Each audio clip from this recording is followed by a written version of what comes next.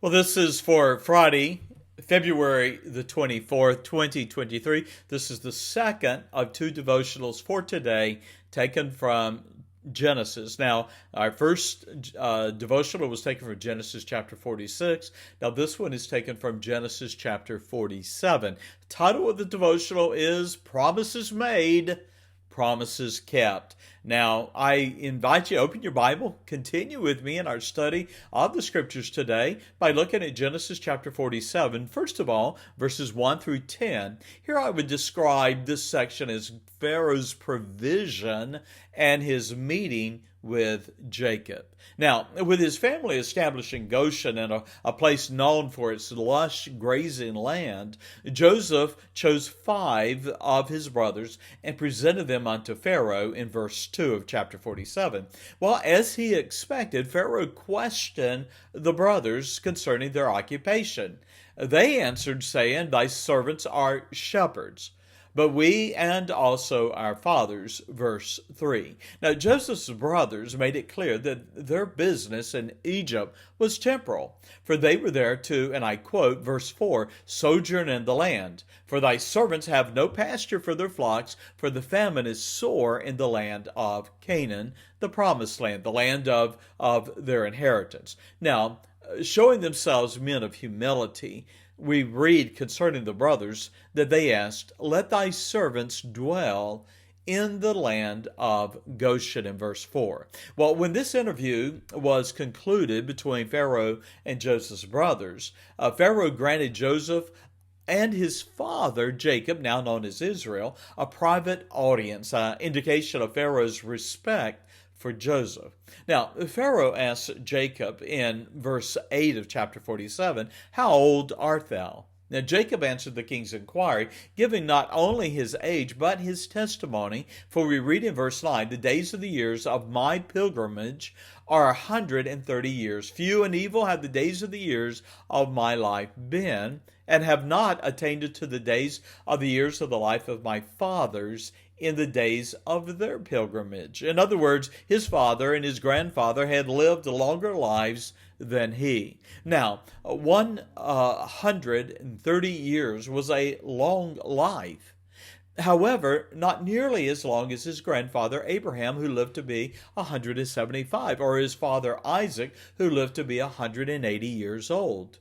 Now, when his meeting concluded, Jacob parted with a blessing before he went out from Pharaoh in verse 10. Now, the form of that blessing is not known. However, I believe it was a verbal one, perhaps a prayer of praise and thanksgiving for Pharaoh's kindness. Now, Joseph's loving care for his family is seen in verse 11 through 12. Now, exercising the privilege of his office, we read that Joseph ensured his family would enjoy, and I'm going to quote now, the best of the land as Pharaoh had commanded, verse 11. Now, while all Egypt suffered famine, Joseph nourished his father and his brethren and all his father's household with bread according to their families, or as was the need of their families in verse 12. Now that brings us to Genesis 47 and verse 13 through 26. Here we have a description of the famine and how it ultimately enslaved the Egyptians to Pharaoh. Now the famine continued, we know from prophetically, now from the scriptures, for 7 years, and inevitably caused the people to become impoverished. With no crops to harvest, the people spent all their money to purchase grain, verses 13 through 15. And when the famine continued, the Egyptians were then forced to part with their livestock and sold their cattle to Pharaoh. And then in the second year of the famine, as it was finished, the people came to Joseph, offered their lands, and finally even themselves to be the servants or the slaves of Pharaoh. Now, there were 2 exceptions to the ravages of famine. The first were the priests, a politically powerful presence in Egypt. They were given grain by Pharaoh and exempted from selling their lands. You see that in verse 22 and then again in verse 26. But the second who was spared from the ravages of the famine was Joseph's family, his father, his brothers, and their households. For we read in verse 27, they had possessions therein and grew and multiplied exceedingly. Now this will, as we will find in Exodus chapter 1, will be the seed of a problem, turmoil. Now, notice with me then, as we conclude, what I would describe as Israel's longing for home.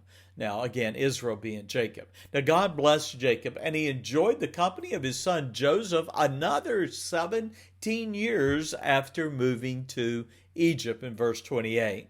And when Jacob was 147 years old, knowing his death was imminent, he summoned Joseph to his bedside. Now, the private conversation that passed between the men is recorded or was recorded here. Now, though he was Joseph's senior in age, it seems that Israel, that is Jacob's manner, deferred to his son's office, even as he made his final or parting request. In fact, we read in Genesis 47 and verse 29 through 31, if now, Jacob says to his son Joseph, if now I have found grace in thy sight, put, I pray thee, thy hand under my thigh, and deal kindly and truly with me. Bury me not, I pray thee, in Egypt.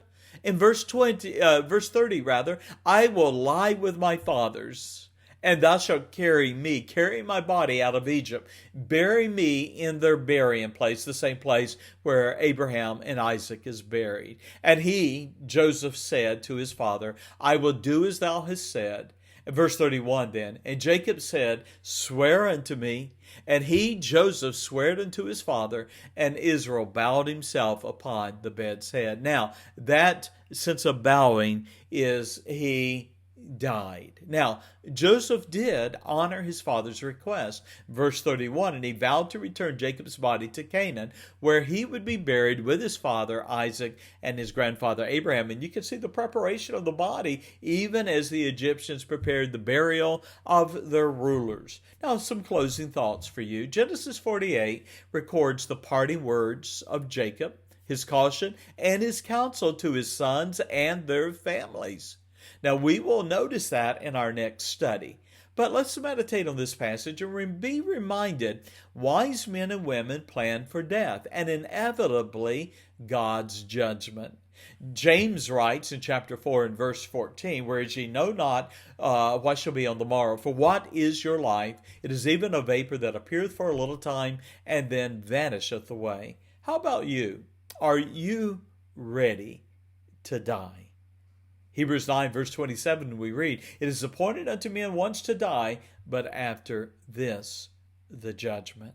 I want to invite you, subscribe to this YouTube channel, but also subscribe to www.heartofashepherd.com. You can find this devotional written out there with discussion questions for you to look at, to study, and even to share with your family in a daily devotional. God bless you. Thank you for being a part of this Heart of a Shepherd, and bye-bye.